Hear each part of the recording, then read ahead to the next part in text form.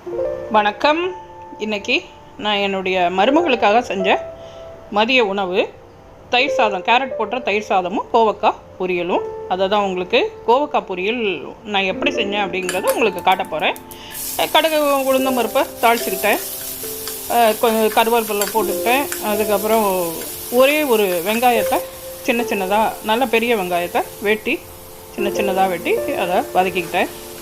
கோவக்காய் ஒரு 1/4 கிலோ அளவுக்கு வெட்டிட்டு அதையும் வந்து ஸ்லைஸாக வெட்டிட்டு அதையும் போட்டு வதக்கிக்கிட்டேன். அதை உப்பு போட்டுக்கிறேன். உப்பு போட்டு வதக்கும்போது காயில் நல்லா உப்பு பிடிச்சிரும். அடுத்தது கொஞ்சம் நேரம் மூடி வச்சிடணும்.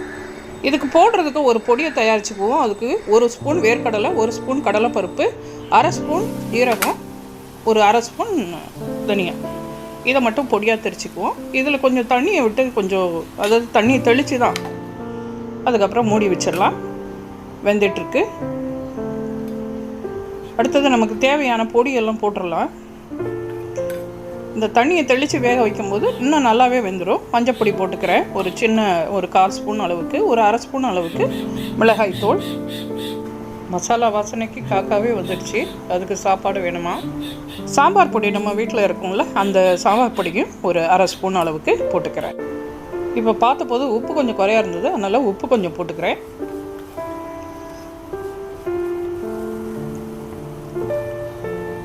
இப்போ நம்ம திரிச்சு வச்சிருந்தோம்ல, அந்த பொடியில் ஒரு ஸ்பூன் அளவுக்கு போட்டுக்கிறேன். 2 ஸ்பூன் அளவுக்கு கூட போடலாம். நமக்கு இன்னும் கொஞ்சம் நல்ல மசாலா நல்லா இருக்கணும் அப்படின்னா இன்னும் 1 ஸ்பூன் போட்டுக்கலாம். வதக்கியாச்சு, அவ்வளோதான், முடிஞ்சுது. கோவக்காய் வதக்கல் ரெடி. அதை கேரட் போட்ட தயிர் சாதத்தோடு அவளுக்கு இன்றைக்கி மத்தியானத்துக்கு ஆஃபீஸ்க்கு கொடுத்து விடுறேன்.